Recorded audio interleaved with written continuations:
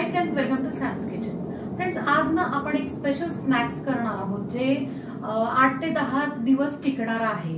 एक स्पेशल चिवड्याचा प्रकार करणार आहोत। त्या चिवड्याचं नाव आहे लेमन चिवडा। आता हे ना नाव ऐकून तुम्हाला मजेशीर वाटत असेल ना?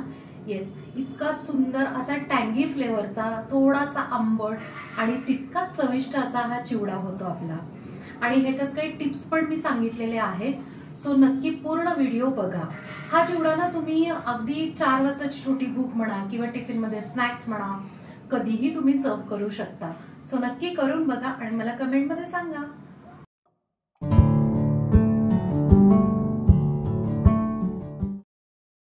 लेमन चिवडा करण्यासाठी ना एक आपण मोठी कढई घेतली आहे, त्यात ना 2 बाउल आपण मखाणे टाकून घेऊया, 2 बाउल चुरमुरे।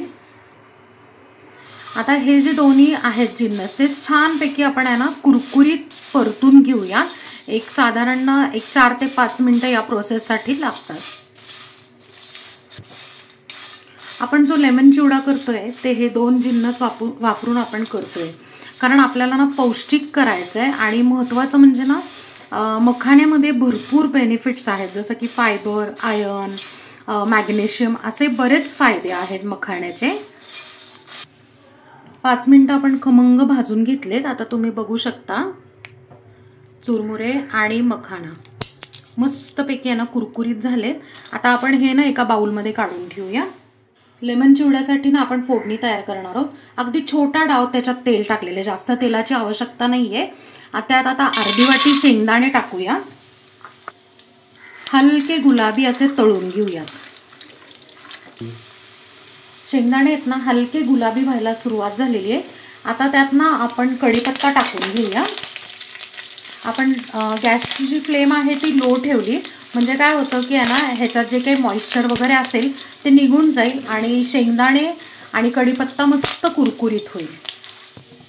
शेंगदाणे लाल छान तळून झालेले आहेत। आता पाव चमचा हिंग, अर्धा चमचा हळद। हळद आपण थोडी जास्त घालतोय, कारण या ना चिवड्याचा कलर इतका छान असा पिवळा दिसतो ना, यासाठी।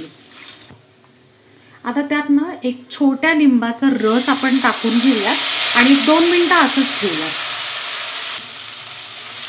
अगदी 1-2 मिनिटं आहे ना फक्त असं छान फ्राय करून घेऊयात, म्हणजे लेमनचा फ्लेवर जो आहे, लिंबाचा फ्लेवर तो छान ह्याच्यात उतरेल।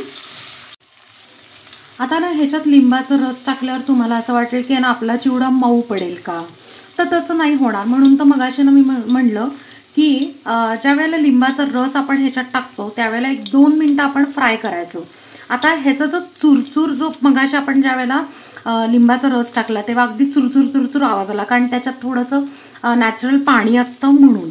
आता काय झालंय की त्याचा जो आवाज आहे तो थांबलाय, म्हणजे त्यातलं मॉइश्चर जे आहे ते सगळं गेलेलं आहे। आता आपण जे भाजून घेतलेले मखाणे आणि चुरमुरे ते टाकून घेऊया आणि छानपैकी आहे ना मिक्स करून घेऊ। काय माहिती का, लगेच मिक्स करावं लागतं, नाहीतर काय होतं की फोडणी जी आहे ती खाली लागते, चिकटते आणि जळते। छान मिक्स करून झाल्यावर ना त्यात चवीप्रमाणे मीठ टाकायचं। आता या चिवड्याला थोडा तिखटपणा पाहिजे म्हणून ना अर्धा चमचा मिरपूड टाकायची। आता चिवडा चटपटीत हवे अजून तर आपल्याला अर्धा चमचा आपण आहे ना ह्याच्यात चाट मसाला टाकणार आहोत। आणि चिवड्याची अजून चव वाढवण्यासाठी आपण 1 बाउल पिवळी बुंदी टाकून घेणार आहोत।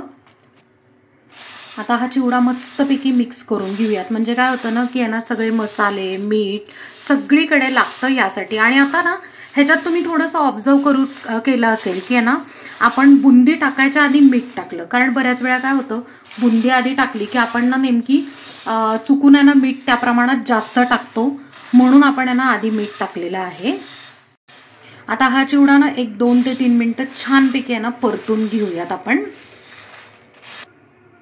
2 मिनिटं आपण मस्तपैकी आहे ना परतून घेतलेला। आता गॅस ऑफ करूयात आणि छानपैकी आहे ना गार करून हा चिवडा स्टोर करूयात। चिवडा पूर्ण गार झालेला आहे आणि किती कुरकुरीत आहे हे मी तुम्हाला दाखवते।